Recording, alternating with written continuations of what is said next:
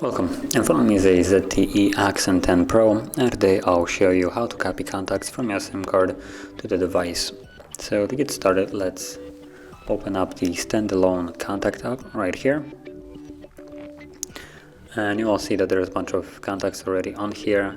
Now I'm not sure if they're, I think they're based on the Google account.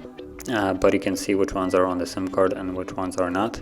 So primarily all the ones from Google account are just the names, while the ones that are located on the SIM card also have this icon as it has right here of a SIM card, and there's a bunch of them right here. But to move them from the SIM card to your device, you would go into the settings, I believe, and there it is, import export contacts, import from SIM card, and import them to our phone.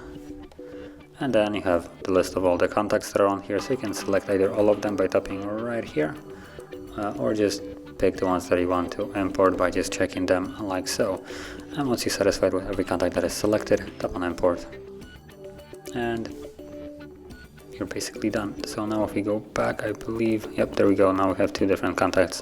One has the SIM icon and the other one doesn't. So that also translates to the two other ones info line that I transferred. And that is basically how you would move your contacts. So if you found this very helpful, don't forget to hit like, subscribe, and thanks for watching.